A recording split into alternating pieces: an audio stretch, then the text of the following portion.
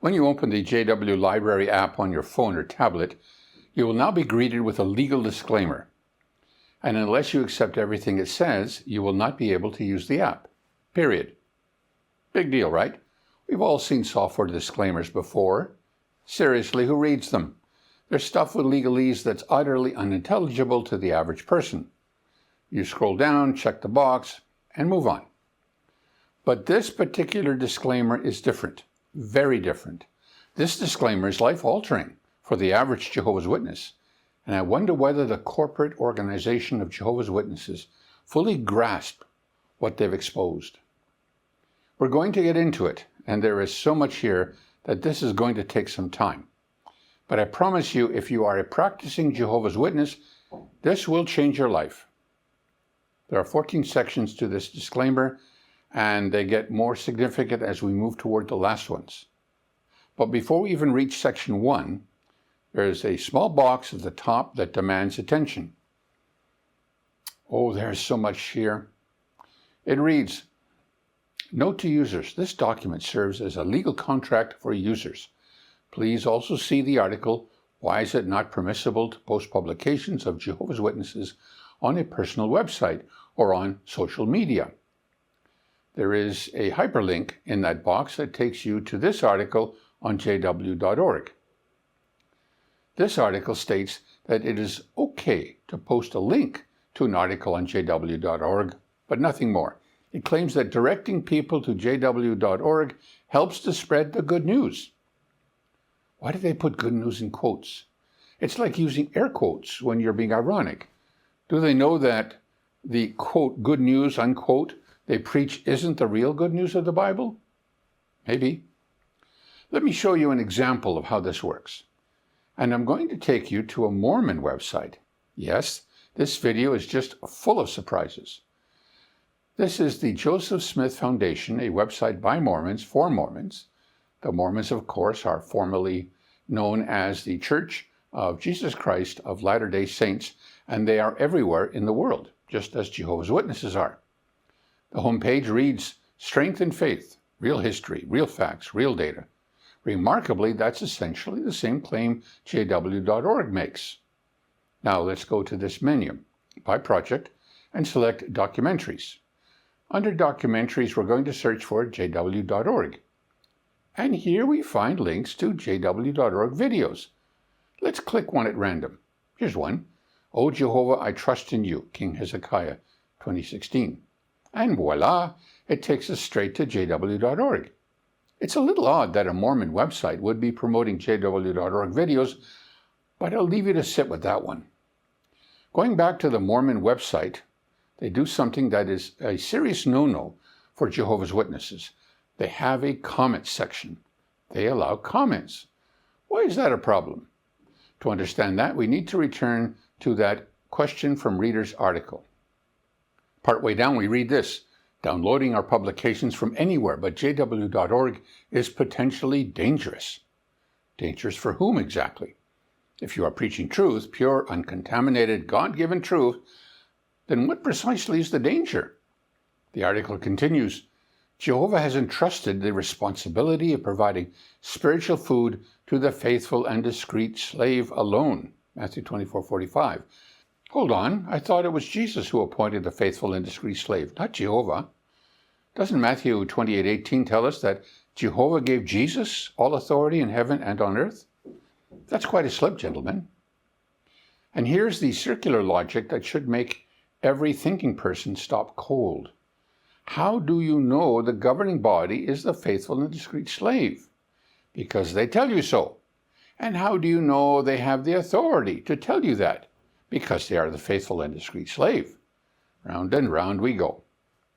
The article then states, "That slave uses only its official websites to publish spiritual food, jw.org and wol.jw.org. And we have only 2 official apps for mobile devices, JW Language and JW Library. We can trust these products to be free of advertisements and contamination by Satan's world. If the spiritual food passes through other channels, there is no guarantee that it has not been altered or contaminated. Psalm 18:26 and 19:8. How generous of them to back up Bible verses to legitimize their monopoly on truth. Let's read them. With the pure, you show yourself pure, but with the crooked, you show yourself shrewd. Psalm 18:26. The odors from Jehovah are righteous, causing the heart to rejoice. The commandment of Jehovah is clean, making the eyes shine. Psalm 19:8. As we read through this disclaimer, you will not find purity of motive. What you will find, plainly, unmistakably, is shrewd self-preservation. These are not clean commandments from God causing hearts to rejoice. These are the carefully lawyered self-protections of a corporation terrified of accountability. Now, the problem that the Mormon website illustrates regarding posting links to jw.org is spelled out in the next paragraph of that article. Furthermore, posting our publications on websites that allow comments provides a place for apostates and other critics to sow distrust of Jehovah's organization. Jesus spoke truth. His words required no protection from scrutiny, no gated comment section, no legal disclaimer. If the publications of jw.org are equally free from the contamination of Satan's world, then why the terror of an open comment section? The Pharisees tried to trip up Jesus on multiple occasions. Every single time he sent them away confounded, because he spoke truth, and truth requires no bodyguard. Eventually they gave up, because no matter how hard they tried, they could not defeat him. The people could see it plainly, and nobody was able to say a word in reply to him, and from that day on, no one dared to question him any further. Matthew 22:46. So ask yourself, in this scenario, who resembles the Pharisees and who resembles Jesus? Who is unable to engage openly with Scripture and who retreats behind lawyers and locked comment sections? They claim their publications are free from Satan's contamination.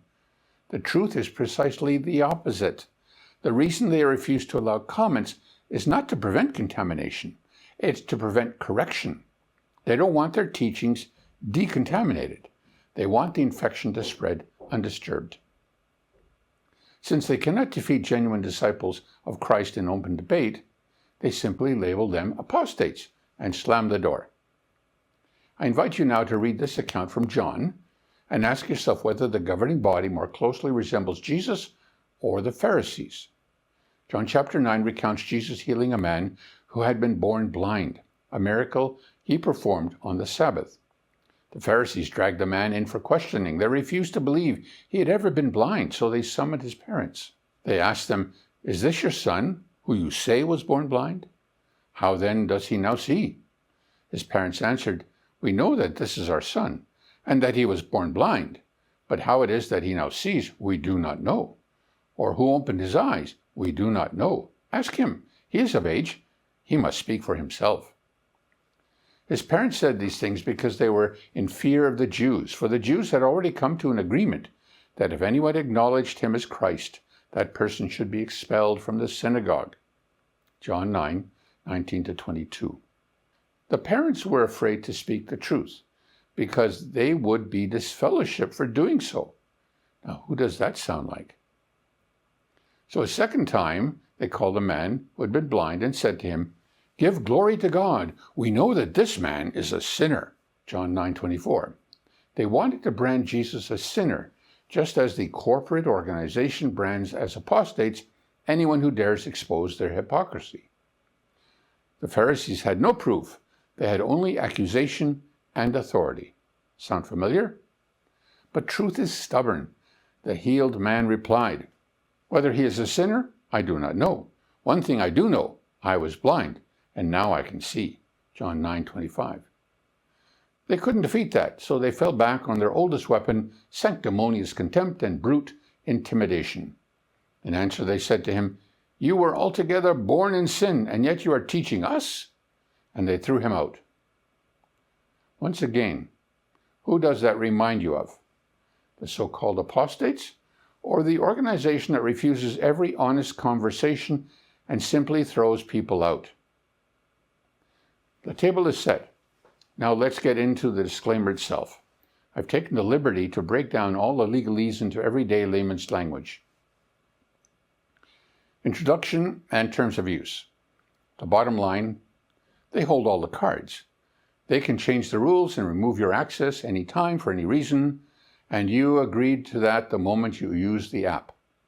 But paragraph 2 deserves special attention because it identifies this as a formal legal contract between you and the Watchtower Bible and Tract Society of New York, the legal corporation that runs the organization of Jehovah's Witnesses.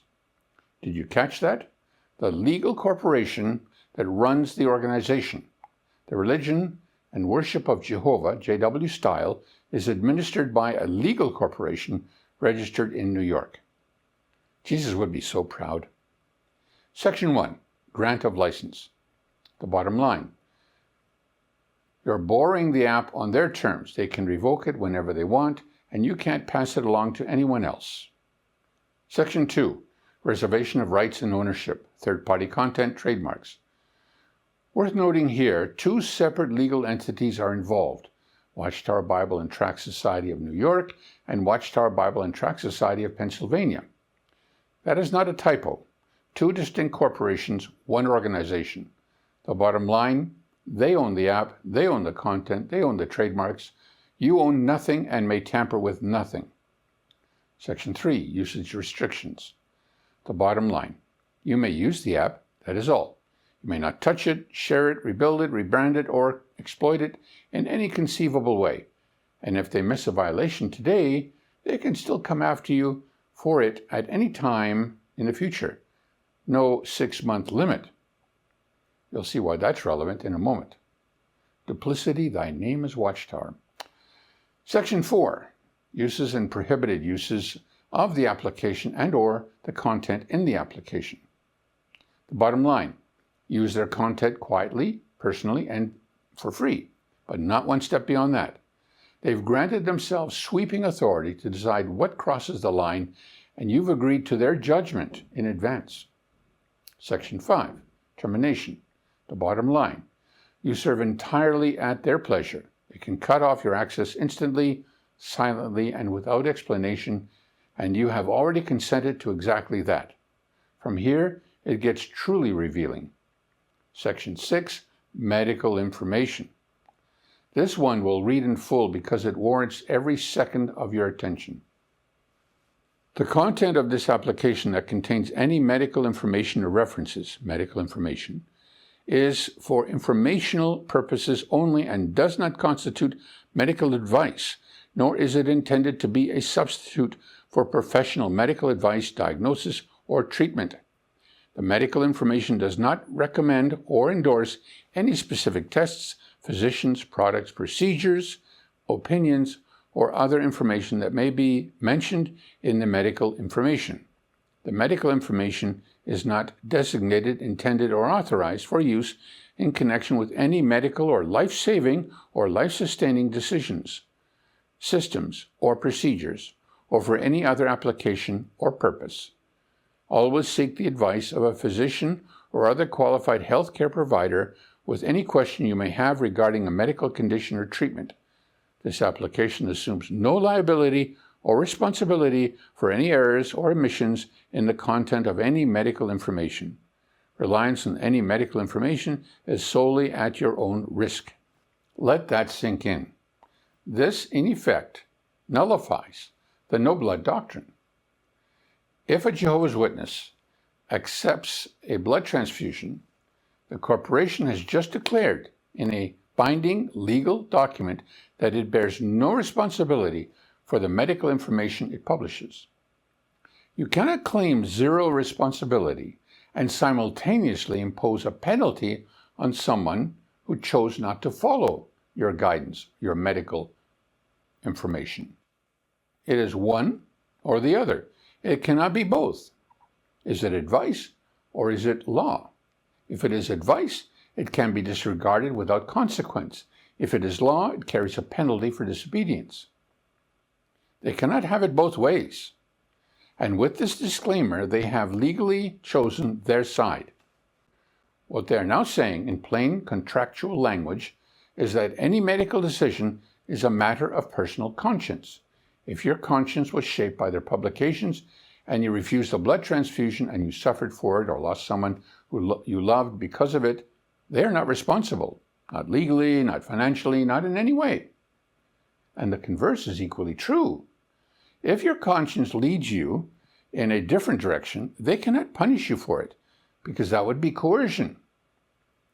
And you cannot coerce someone into a life or death decision and then disclaim all liability when that decision goes catastrophically wrong. Make no mistake, this fellowshipping is coercion. It is the most powerful coercive instrument they possess, the threat of losing every relationship you have ever known. This is the big one, and it signals changes that are already in motion. They have already shifted the blood fraction policy from a doctrinal prohibition to a matter of conscience. How many people died before that change was made? How many refused to bank their own blood before a surgery because the organization told them it violated God's law, only for the organization to quietly reverse course years later? Are they hoping this disclaimer will shield them retroactively? Are they hoping that a checkbox on an app screen will insulate them from decades of catastrophic, potentially lethal guidance? Because that fear, the fear of legal accountability for decades of flawed doctrine, is precisely what is written between every line of what follows. Section 7. Disclaimer of warranties. This section is written in all caps for a specific legal reason. Courts require warranty disclaimers to be conspicuous so that no one can later claim they missed them. That is the only transparency on display here. The bottom line, if anything goes wrong, the app crashes, your device is compromised, the information proves harmful, the medical guidance proves fatal, they owe you absolutely nothing. Not a word of apology, not a dollar of compensation. You assumed every risk the moment you installed this app. They want you to trust them, but they don't want to be held accountable. Section 8, Limitation of Liability. This section takes the previous one a step further. Not only do they make no promises, they also placed a hard ceiling on what they would ever owe you, even in the most egregious circumstances. They will not compensate you for lost profits, lost data, damaged reputation, exposed confidential information, business interruption, or any financial loss of any description. They will not compensate you for their own negligence. They will not compensate you even if they fail to act in good faith. Let that one land. These self-proclaimed Christians have written into a legal contract that they will not be held responsible even if they fail to act in good faith. And here is the number that should stop every reader cold. No matter what happens to you, no matter the scale of the harm, the maximum they will ever pay is $1,000. $1,000 collectively across every Watchtower entity, officer, volunteer, and representative combined. And that cap holds even if other parts of this agreement are struck down by a court. The one carve-out again is for residents of the EU, EEA, and Switzerland, where that cap does not apply in cases of gross negligence, deliberate misconduct, or physical injury and death. The bottom line, a $1,000 liability ceiling combined with a 6-month window to sue makes any legal action against Watchtower functionally pointless for the vast majority of users on Earth. Frankly, it's astonishing that the law of the United States would even permit such a liability cap. And the truth is, it may not. Consider this. Imagine purchasing medication from a pharmaceutical company and printed on the bottle is a disclaimer stating that by breaking the seal, you agree the company's liability for any harm caused by their drug is capped at $1,000 and you must file any claim within 6 months. If that were fully enforceable, if a corporation could simply contract its way around state and federal consumer protection laws, every pharmaceutical company in America would already be doing it. They're not, because they can't, which raises a question the Watchtower lawyers would very much prefer you didn't ask. What makes them think they can? Section 9, Indemnity. The bottom line. They've already told you they owe you nothing if something goes wrong. Now they're informing you that if they face consequences because of something you did, you are writing the check. Every dollar of legal protection in this document flows in one direction, theirs. Section 10, License to Content and Indemnification. The moment you post anything, any message, image, text, or file, you hand Watchtower a permanent, irrevocable, worldwide, royalty-free license to do whatever they wish with it forever. They may use it, modify it, republish it, translate it, and build new works from it. They will never pay you. They will never ask. And that right can never be taken back. Furthermore, if anything you posted ever generates a legal claim against Watchtower, you are funding their defense out of your own pocket and covering every resulting judgment, loss, and legal fee. The bottom line, your content becomes their property the instant you submit it, and if it ever costs them anything, that bill is yours.